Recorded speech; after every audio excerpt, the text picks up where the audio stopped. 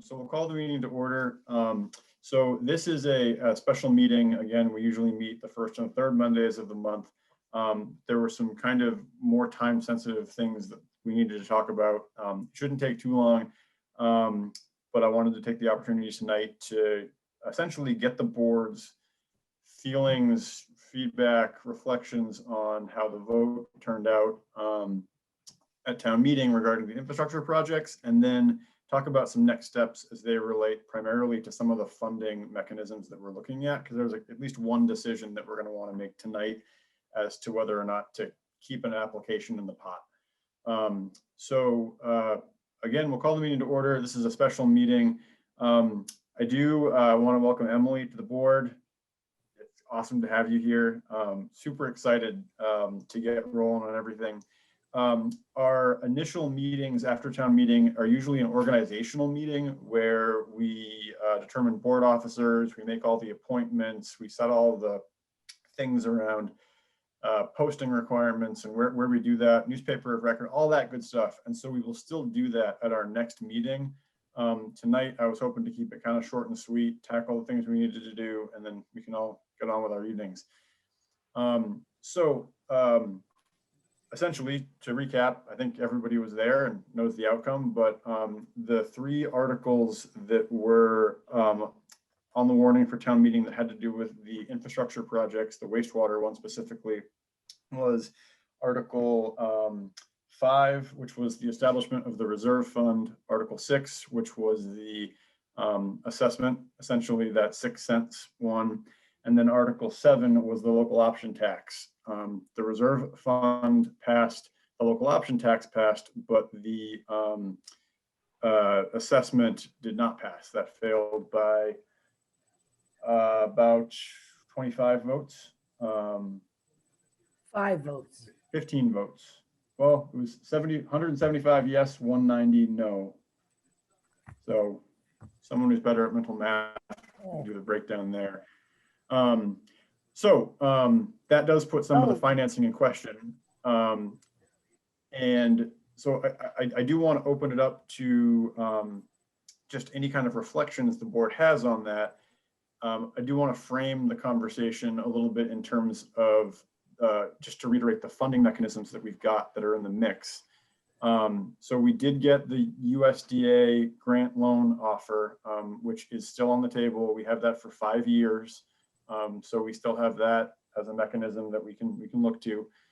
The more immediate kind of questions were around one having to do with the local option tax, and given that that passed, but the other one didn't, there's a question of when do we start collecting that tax?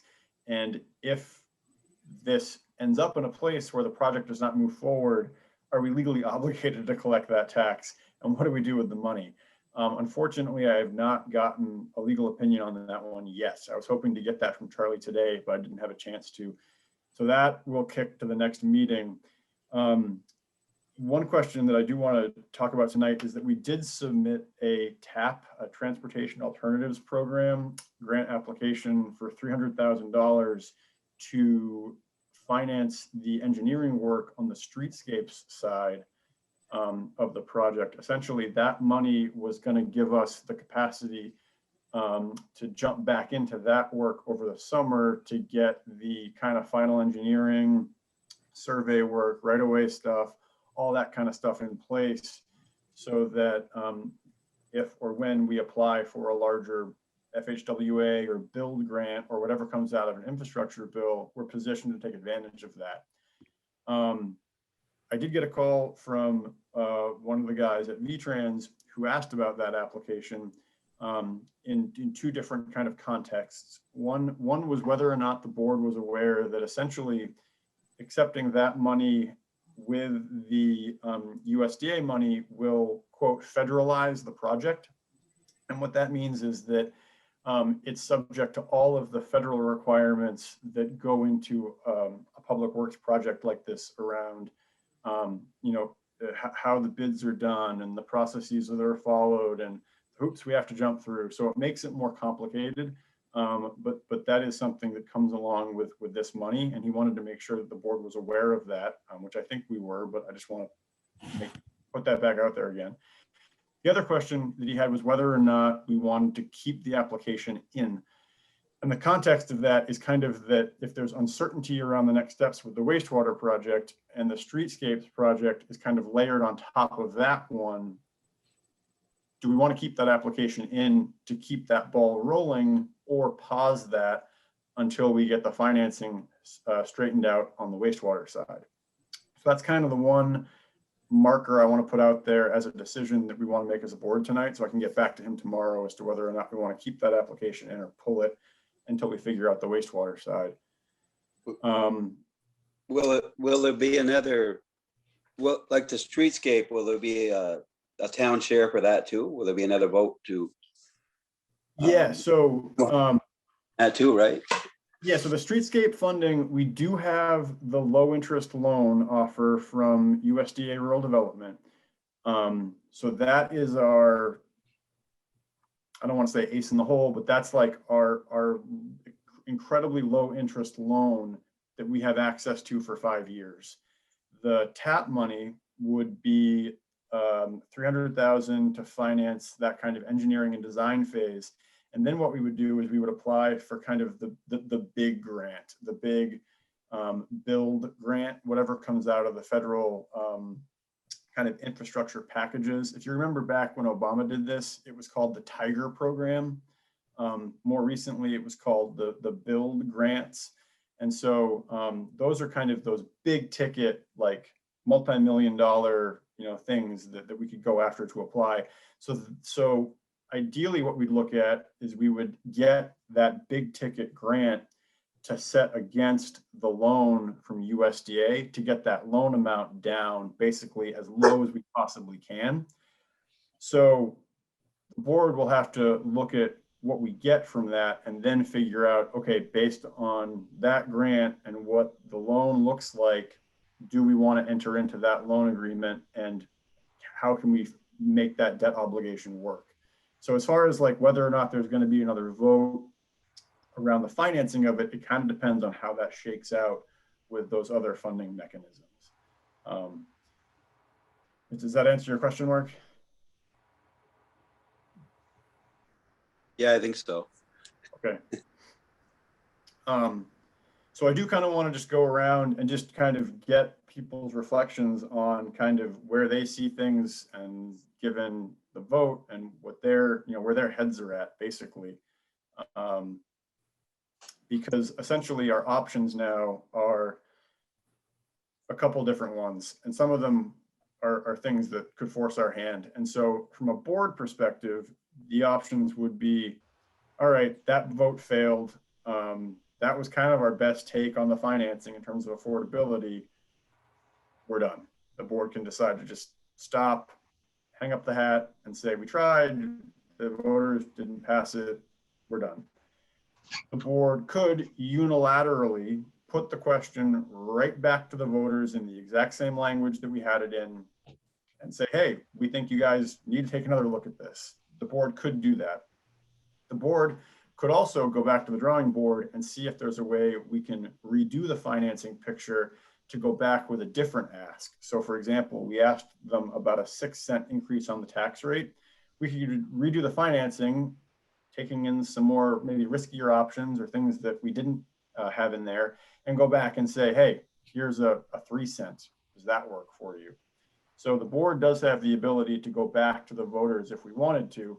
I will just kind of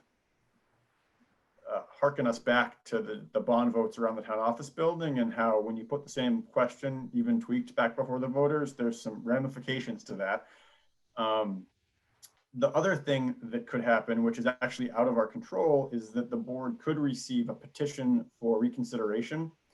And that can be on any item from town meeting. If we do get a petition for reconsideration, which has to be submitted within 30 days, and it has to have 5% of the legal voters signing it, that would force us to hold a revote within 60 days of receipt of that petition.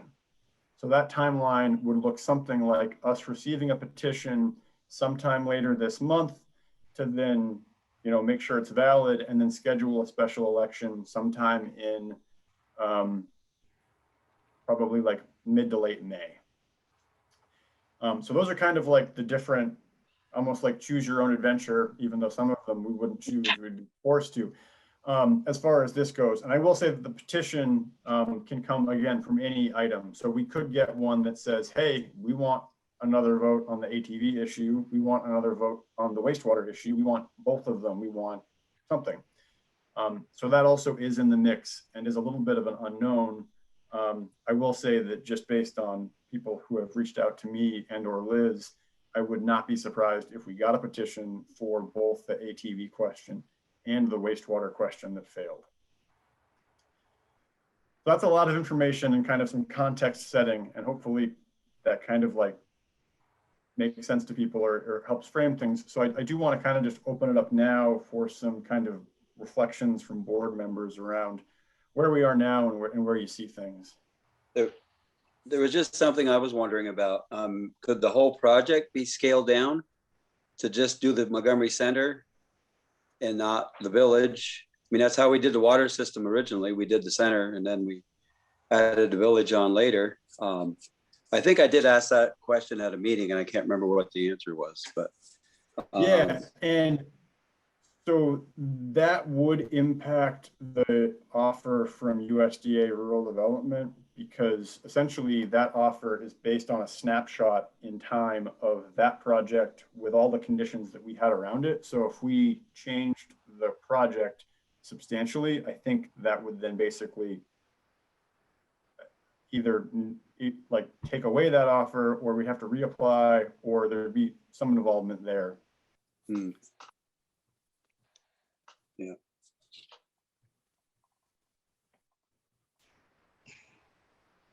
Other thoughts? And there's no like right or wrong answer here. There's just, I'm just, where are people heads at? Leanne, I think you might be muted if you wanted to. Can you hear me? Yep. You can. Okay. New laptop today. Surprise at school. I didn't even know. But so wondering though, I mean, the vote was so close, only 15 people.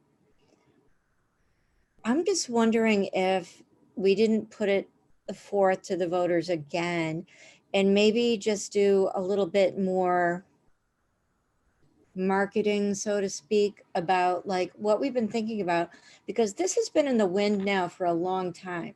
It's not like this is a brand spanking new thing.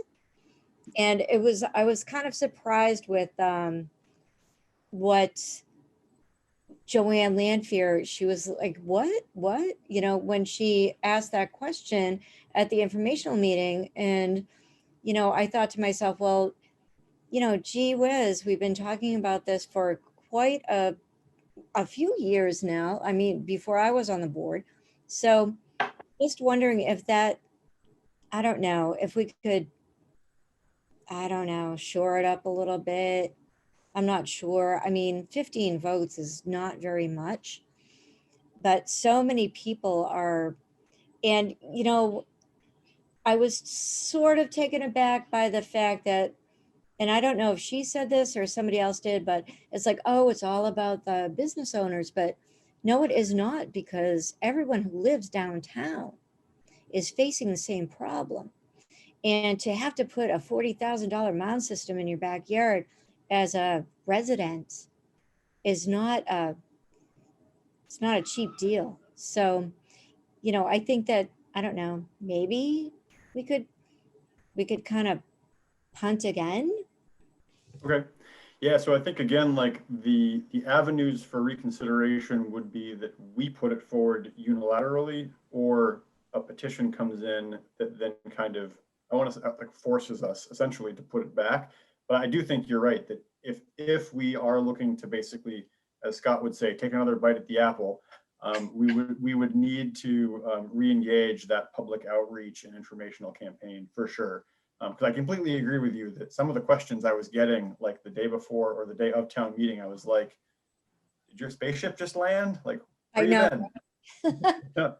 yeah.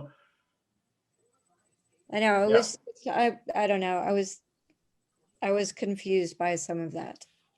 Yeah. Can I certainly. ask a quick question? We're gonna go around and have the board discussion first, and then we'll open it up to visitors and for comment afterwards. So if you just want to hold Okay. your question for now, yeah. Okay. Emily or Suzanne, I'd love to hear kind of like what your thoughts are on kind of.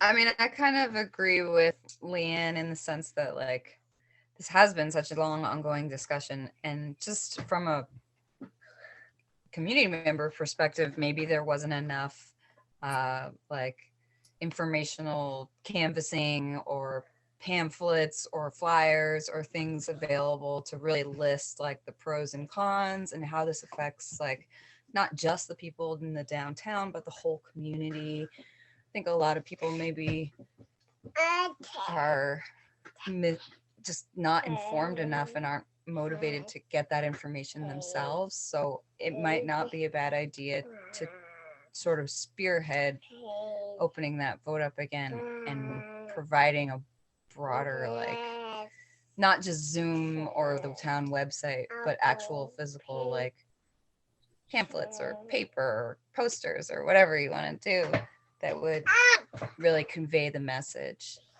Okay. Yeah, additional forms of outreach. Yeah. Great. I wonder, Charlie, is the feedback that you heard, people are in opposition to the project as a whole, or people are in opposition to the 6 cent increase specifically, like that's too much? Yeah. That's a great question and something that they're trying to tease out. And, you know, if you look at the bond vote and kind of how that shook out, we came within one vote of the exact same number of people voting at the bond vote as they did on town meeting. And the bond vote passed 207 to 163, which to me says that the community thought the project had a lot of merit and wanted to move forward and see kind of where it took them. The outcome of town meeting, you know, with the tax rate being defeated 190 to 175, to me kind of said that that support is predicated on how it's financed and what the cost is to the taxpayer, essentially. I think there's some other things that happened during the vote which skewed it. You know, one was just the nature of Australian ballot voting and not floor voting. You know, you don't have the discussion, you don't have the back and forth before the vote. I think given some of the other issues that were on the ballot, it also had a big influence on who was voting and kind of, you know, so I think there's other things that happened, but I do think, you know, if the bond vote was affirmation that the town was in favor of the project in principle, the failure of Article 6 to pass kind of illustrated that support is predicated on how it's paid for and or if somebody else pays for it as opposed to, you know. And I also think that to some of the points that have been raised around public information, I do think that, again, you know, there's a really solid point to be said that some people might not have understood, you know, for example, that 6 cents was a ceiling, which can be reduced over time if we do get the development associated with the project we thought we would in terms of economic development, or if that new pot shop comes to town and starts slinging weed out that we can tax the hell out of, that's revenue and that can drop the tax assessment. So like, it's one of those things where, again, like when you read a question on a ballot without having all the background, it's, you know, maybe it wasn't interpreted, but yeah. But I do think when you look at the bond vote and this vote, I would say the bond vote illustrated that, you know, there was community support in principle for at least warranting investigating the project further. Could we relook at it and see if we could lower it down a little bit before we decided to go back and vote on it again? I don't know. Yeah. That's anything we could do. You know, if Yeah, we could bring it down a little bit more, that might entice a few people to, you know, to vote for it. Yeah. So the financing framework, and again, the report that's on the Thrives website details all this, but essentially we looked at all the options, weighed them based on risk, and then came up with the ones that had the least amount of risk to achieve affordability. So we can go back to that table maybe look at some of the things that were a little bit more risky, like impact fees. Some of the stuff we can't do a whole lot with because, for example, user rates, there's a ceiling to that where once we go over a percentage of mean household income, USDA rural development says no, that won't work for them. So we certainly can go back and look at the financing again. The process question here that we might have to wait and see is that if we do get a petition to reconsider, that means we have to put the exact same question back before the voters.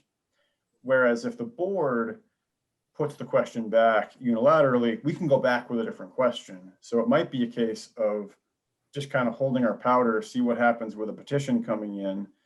And then, if one doesn't come in, then we talk about putting something forward to the voters ourselves in May or June, as opposed to putting the same question back. But that is an option, Mark. It's the question there is that if we did that and had it set to go put that question back, but a petition came in and superseded that, we'd have to address the petition first. I have another question. Yeah. Say we get a petition next week for the ATVs and we get a petition 3 weeks from now for the 6 cent article. When the Australian ballot is held, would that be for both articles, or would there be 2 separate votes? Yeah, so great question. And I want to add another layer to that, because one of the things I was really interested in was whether or not we'd be allowed to have any revote by Australian ballot. The legislation that was passed that allowed us to go to Australian ballot for town meeting,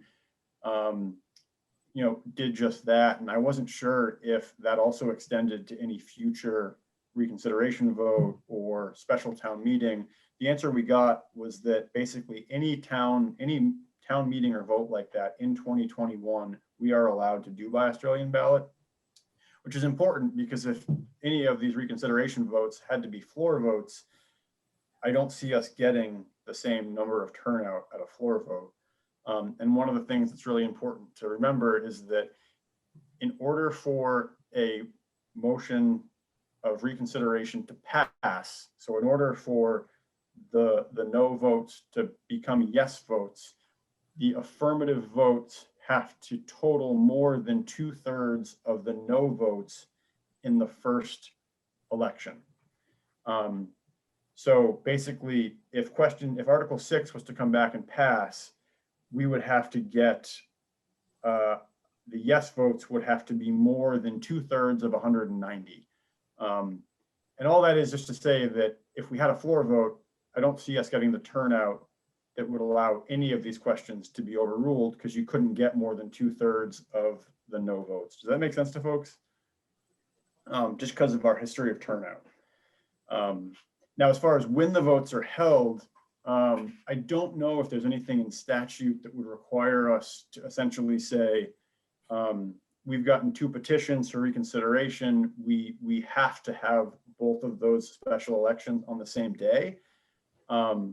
I can find out. I know that in practice, if we tried to have 2 special elections a few weeks apart, Liz would probably kill us just because of the work that has to go into that. So from a functional standpoint, I think that we would need to have them both occur on the same day,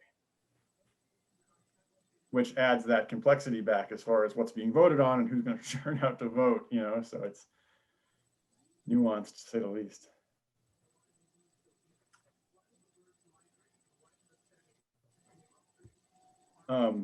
So it sounds like, just based on kind of the discussion we've had so far, that no one on the board is ready to hang up the towel on this. Is that a metaphor? Hang up your towel, hang up your hat, throw the towel in. I don't know. Throw in the towel. Throw in the towel, right? Or hang up your hat. Hang up your hat. I'm not ready to do that yet. Okay. All right. Well, that's good. And again, that doesn't mean okay, this is the action to take, but that is good to know that from the board perspective, we are still open to our options here. So I want to dig into the TAP application question, because that's the one that we really have to kind of consider tonight. So the question around that one, again, was that we submitted this application to get the money to fund the engineering and survey work over the summer so that the ball would be still moving on the streetscapes work, and position us to be, ready should funding come down, looking for shovel-ready projects. And I will tell you that in talking with USDA Rural Development today for a while, that their ear is to the ground on that, and they've basically said that projects like ours, they're going to be championing. I don't know. Should that come down, so they're ready to go to bat for us as far as bringing that money in. But the question is that if the wastewater project stalls, and that also then stalls the streetscape projects, the concern was that we would be getting a TAP award for $300,000 that then we would then have to potentially give back. And the concern was if that would then put us in a place as a community where we would not be positioned well to go back to that funding source. Essentially, they'd look at us and say, I don't know, you guys, you came last time with this big idea and we gave you the money and then you didn't do it. So I did have a long chat with John Olin, who's one of the engineers we've been working with, who works with VTrans pretty closely and knows these guys. And he did say that he didn't think that was a big concern in terms of their looking at it that way.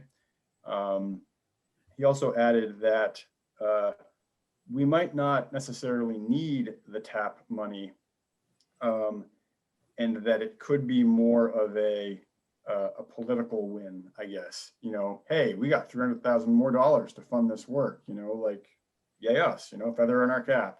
Because if we did pause and push that off, it would not be the be all end all, but it would potentially not position us to have that quote shovel ready project if or when that big infrastructure bill comes down sometime later this spring, summer.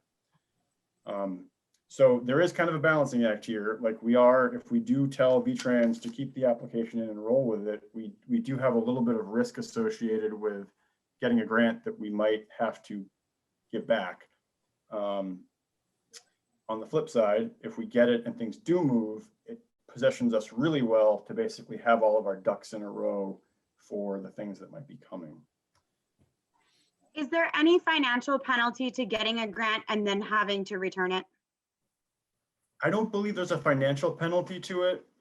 There would be a financial penalty if we got the grant and then utilized some of the money, but then the project died after that. There'd be that element of payback, and then and the match requirement and things like that.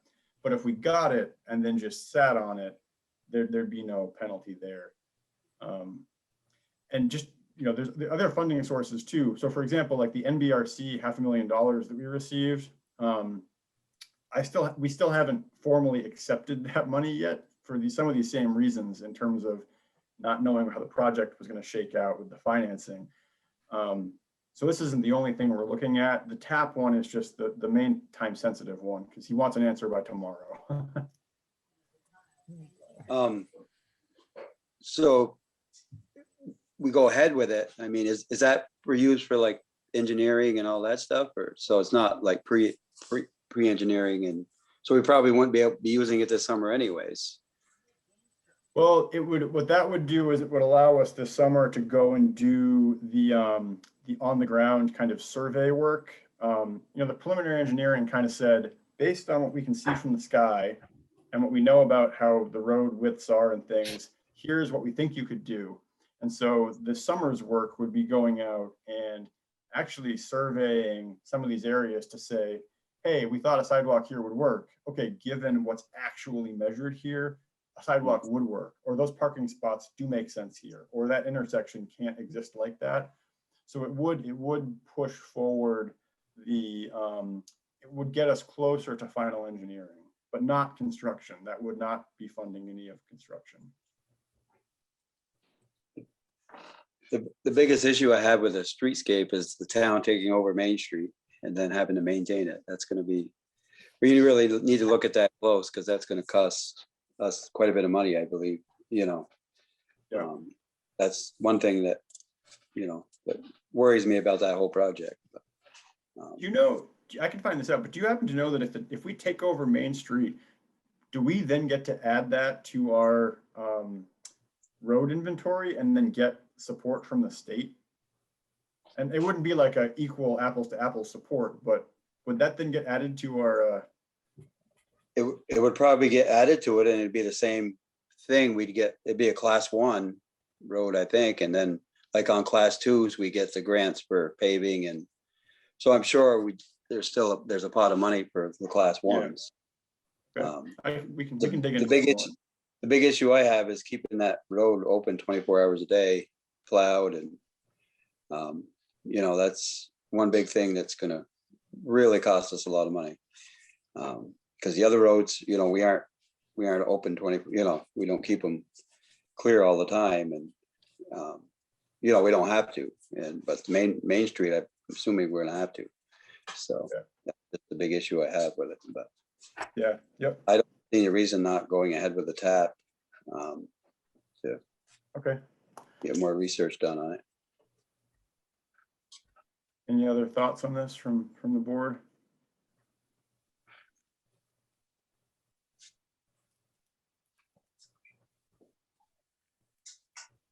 I hadn't really thought about that, but that's a huge consideration.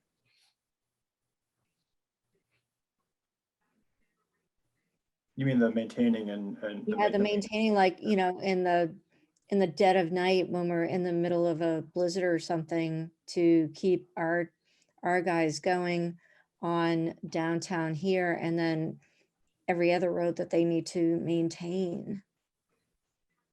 So yeah. that's something I think- hadn't considered before.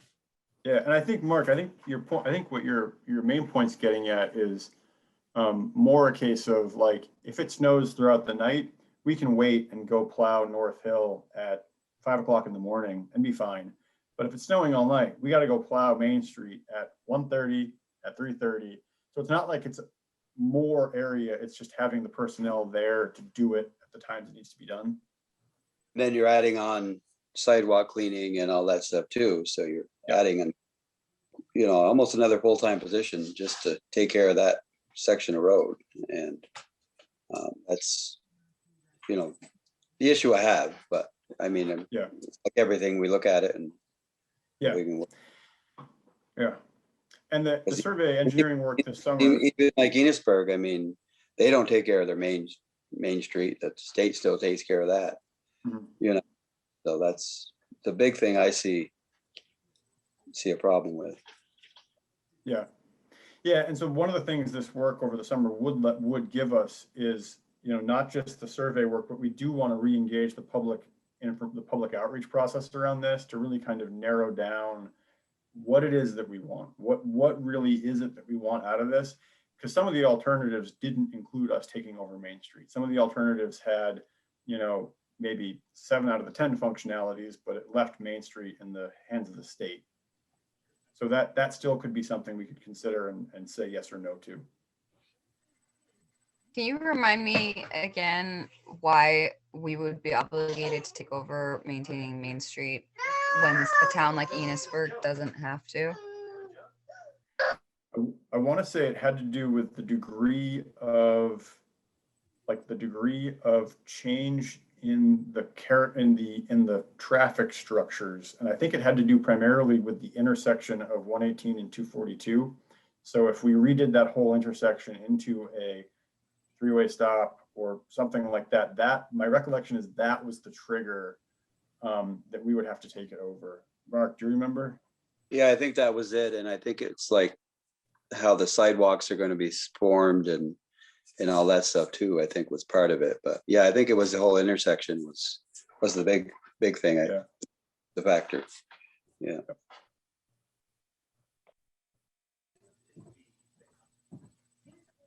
All right, at this point, I guess we'll pause from board discussion and just open it up to visitors for any questions or comments. I do want to keep this meeting relatively brief, so feel free to ask away and everything, but I do want to just keep a note on that. Okay. So, yeah, so Chi, go ahead. You had a question earlier? Yeah. So it sounded like that the townspeople are on board with the project in terms of the sewer system and the streetscape and all that stuff. And the issue is really the funding. And the funding is coming from, you said grants, you can get a loan, and then you have to supplement with that 6 cent to pay back the loan. Is that correct? Yeah, essentially, we now, well, the wastewater portion of it, we now know essentially what the grant amount is and the loan amount is. And so we know what the annual debt service is. And the question is, how do we cover the debt service? Gotcha.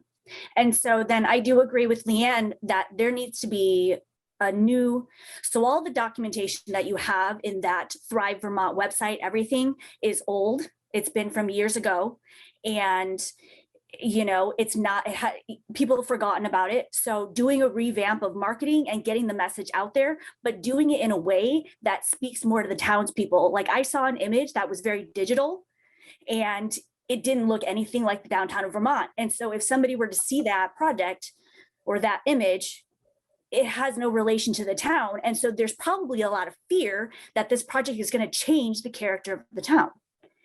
And so if you do say like a rendition, like an artistic rendition, an actual drawing by hand over the town, show how these towns and the businesses relate to these changes. Yeah. And you can't make it look so different that people are going to get scared of it. You have to relate to the older generation just as much as the younger generation, just as much as the business people. So advertising is big and key on that. In terms of Mark's question about the money of maintaining the street side, if again, relaying the information to the people and the voters that if we do this streetscape, it's going to bring in more tourism, but it's also going to bring in just as many of the local people to use that downtown center. There's going to be a sense of pride. There's going to be more money being made, and that money is going to help pay for taking care of those streets. And then you said that whether or not the street becomes part of the town, or I mean, the state and the city taking care of it by taking over that corner intersection, right? If we do the work there, that translates it into us having to take over the work for it, correct? Something Right. that's. Yes, essentially, if the degree of work on Main Street hits a certain point, we then have to take ownership of Main Street and be responsible for it, yes. Okay, so then what if you show, say you're doing some more marketing to the people, a plan that is a little bit more simplified, that still does the whole water system, but does not include that corner and therefore keeps it in the realm of not having to do that maintenance, but then show another plan of some sort that says, okay, now if we take this over, this is what it causes in terms of the maintenance of it. However, it may be beneficial because it now connects and focuses your attention there so that people going up to Jay Peak don't just drive right by. You've now brought a tourist into the town, and that's where you make your money. So there has to be, there's always going to be pros and cons, and it has to be laid out in front of people in the town so that they can say, well, this is a con, but it brings a big pro, and so we would vote yes on it. Yep.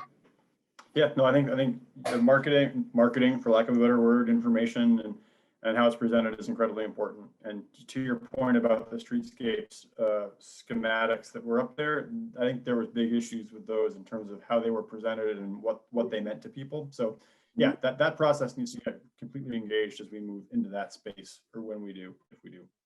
Yeah. And so the money you have right now for the engineering part of it, you haven't spent any of that money on that, or you do have some reports done. Yes, we have the preliminary engineering report is up on the Thrive site, which looks at a lot of the stuff that you've been mentioning as far as what alternatives go. And then the financing report is up there as well. So yep, that all that stuff has been done. Okay, so then it seems like in part of the advertising part to get that engagement is maybe a little bit more master planning and a little bit more of an artistic look at how to put this together. Yeah, yep. My 2 cents. I think you're right. Yeah, so Chia, what I'd say is let's put a pin on that now, but I do want to invite you, there are some committees that have been working on this. And so when the committees re-engage, I would invite you to come, join the committee work, because that's kind of what they're going to be digging into, is kind of like, how do we do this? How do we frame it?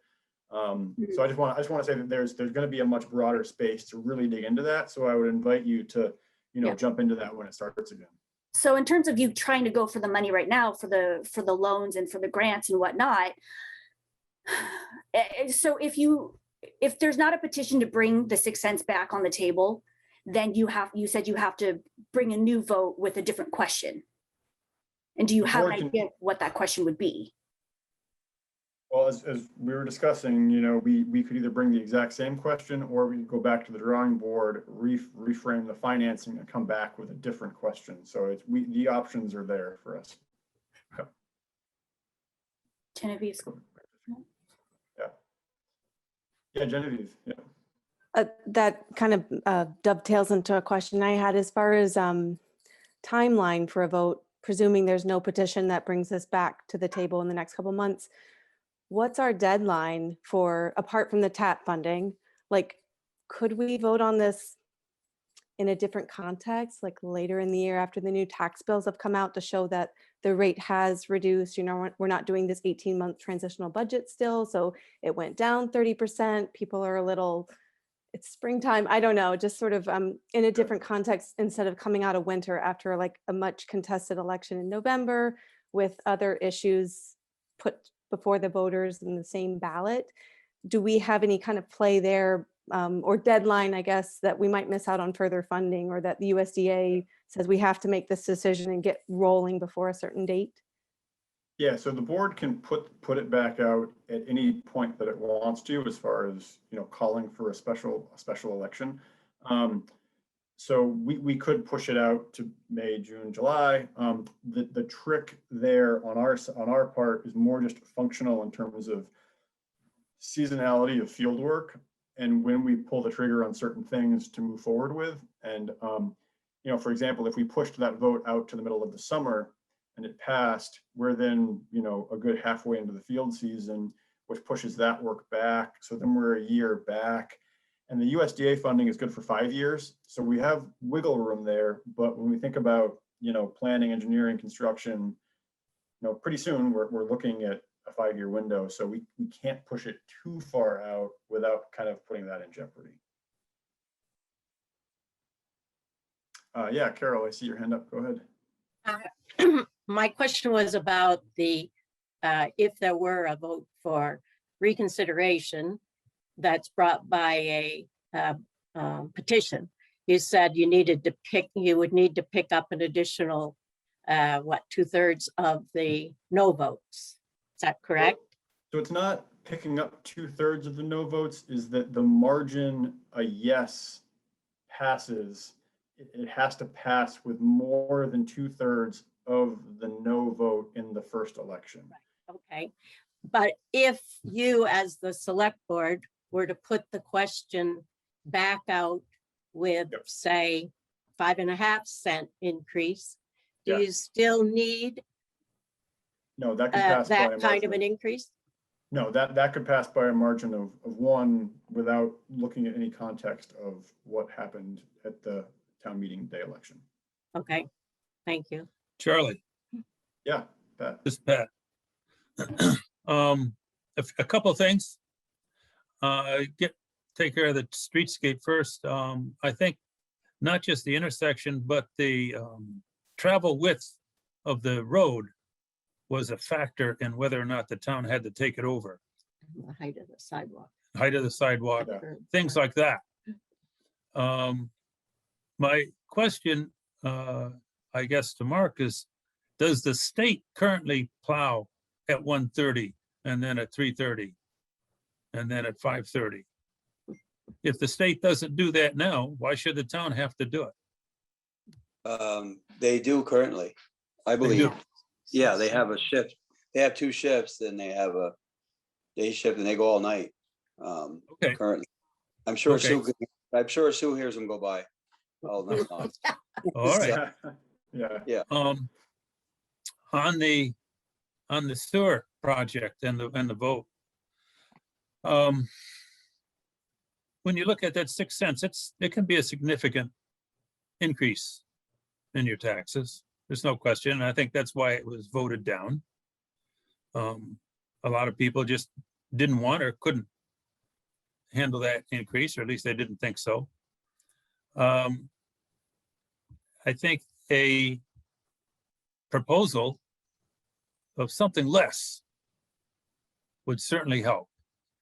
And you don't want to be preempted by an automatic within the 30 days type of petition for a revote on the same number.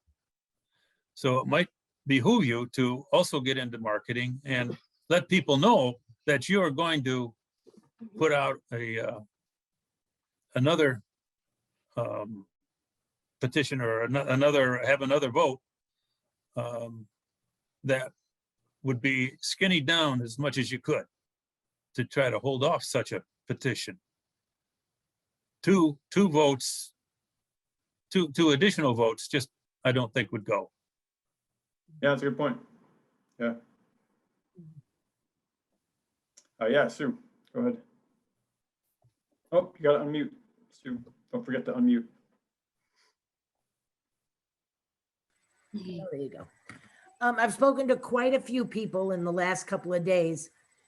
They all said the same thing. They thought that the Thrives page, the information on Thrives was outdated, was too general, that it didn't, it didn't answer the questions they had. Some people didn't even know there was a Thrives website. I don't know how they don't, but they didn't. So I'm absolutely in agreement that we have to do more marketing on this. Okay. So that Great. was just to let you know, people thought it was outdated. Yeah. So just curious, were they saying that the information that has been up there since July, like the preliminary engineering study, was that outdated, or the stuff that we literally just put up there a few weeks ago about the financing options? No. The stuff that was, I guess, out there, previously. Okay. The stuff that's out there now about the financing, everybody understood that, but they also felt that, like, one person had a question. They said, "Well, are all of us going on the sewer system?" And I said, "No, only the people who are going to pay for it are the people who are currently going to pay a user fee, are the people that are currently on the water system." That is correct, right? Essentially, the boundaries of the wastewater system are snapped to the boundaries of the water system. However, it allows for expansion, so Yes. property is not currently Right, connected. but Yeah. so I mean, they were like, and I said, but everybody would be paying a bond, I mean, everybody's got to pay that just like we do now for the water. But user fees, I would be paying a user fee because I'm on the water system. I'm assuming they're coming up this far. Yep. That's how I tried to explain it, but Okay. so I think more marketing, I guess, is. Okay. Thanks, Sue. So tonight, you're just trying to see if you're moving forward with going after the grants and the loans. Yeah, the one takeaway from this evening is the board's take on the TAP funding and how to respond to that this evening. Larry, I want to give you a chance. You've been awfully quiet over there. You don't have to talk, but I want to give you the opportunity. Good evening. How are you? Can you hear me? Can hear you, yeah. I think one of the things that we relied on was too much on the internet, our website and everything else. A lot of people out in the outskirts aren't as smart as the farmers or Anita or whatever, and use this information. A lot of people are actually don't like it, okay? And I think we relied on that, and we didn't get enough information out into the general public on the outskirts of town. And I think if we spent $380 to do a mailing for surveys back a long time ago, several years ago, and we never even never tabulated some of those surveys. And I think we could afford to do a mailing. I think even having mailed a portion of your state of the town would have helped you. that sort Yeah. of thing, without it being complicated, very general, very basic information to let the rest of the people on the outskirts get a little better idea what's going on. I think that would be a big help. Awesome. Thanks, Larry.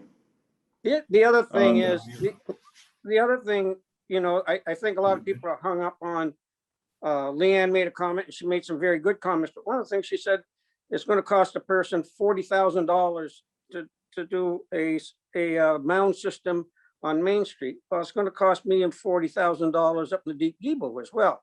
Okay, there's nobody there to help us. You got to make sure that you let us know how this sewer system is going to positively impact the rest of us. Okay. Yeah. All right. Great. Thanks, Larry. So I do want to wrap this up. Carol, I did see your hand go up. So yeah, any closing Just comments? real quick, it was about your decision on the tap thing tonight. Mhm. And that's, I guess my worry would be considering that money is towards the streetscape. And we haven't gotten any money town-wise for that. We haven't even gotten the sewer money. So if you say, go ahead with that application for something that's going to pertain to the streetscape and we get stymied on the sewer, it just, or you also then would have to go back, right, to the town for streetscape money, right? Or is that included in the tax money for the sewer? Would that cover? No, so the questions we're talking about as far as what was voted on or re-voted on, those are all pertinent to the wastewater system. Just the wastewater, right? Yeah. The streetscape project, again, we have that incredibly low interest loan that we have access to for 5 years. But the idea would be that as we narrow down the project focus for the streetscape work and really define it, that then opens us up to going and applying for a much larger grant to then execute the work and get that final loan amount down as close to zero as possible, basically, because that's another question that would have to be dealt with is, you know, as that funding takes shape, what is the debt service that could be associated with that, and how does that match up against the wastewater system? So, Right. yeah, there's So, certainly- but what you're certainly saying, you definitely would have to go back to the town to fund the streetscape? Not necessarily. I Not mean, necessarily. It really depends on how it shakes out. I mean, Oh, you know, okay, okay. if we got it down to a point where, you know, we got the financing to work in a way where the debt service was low enough that it was de minimis, I mean, we wouldn't have to. Okay. That said, if it was something where we had to create a new structure to develop revenue, then I would assume the board would want to go back to the town and run it by them. Yeah. Okay. But Thanks. again, we're looking at, like, I think that the challenge here is that we're looking like, we've got like 10 steps in front of us, and like some of them are predicated on other ones happening. And we want to be prepared for step 8, even though we don't know if step 3 is going to work. But, you know, so it's kind of that, like, how do you Yeah. position us as well as possible without hurting it? Thank you. So I do want to kind of, it's almost 7:30, and I did want to try to keep this to like an hour tonight. So I just want to bring it back. Again, the main question to take away for tonight is regarding that TAP application and whether or not whether we want to pull it or leave it in. And so if I can just get a sense from the board, I guess just a straw poll, not a formal vote, but how are people feeling? Do people feel like they want to leave it in or pull it? People feeling like they want to leave it in? People feeling, I'll give a second. So, okay, right, delay in the video. Okay, so it sounds like everybody's kind of on board with letting it run and seeing how it comes out. So with that, I will get back to him tomorrow, let him know that the application is gonna stay, and that we will let that run. So, okay, that's the main takeaway from tonight that we needed in order to get back to them. We do have another meeting coming up on the 15th. Again, that's going to be our organizational meeting. I'm sure there'll be more discussion on some of this stuff as we get more information and we hear more things from the town. So, you know, to be continued. This is definitely not the end of the discussion. Great. Well, thanks, everybody. With that, a motion to adjourn is always in order. I'll make that motion. Great. I have a motion from Leanne. Is there a second? Second from Suzanne. Great. Thank you. Thanks. Thank you. Any discussion on the motion? Okay, hearing none. All those in favor, please signify by saying aye. Aye. Aye. Aye. Great. Aye. Any opposed? Any abstentions? Great. Motion carries. Thank you, everybody, for taking the time tonight. Have a good Thank evening. you.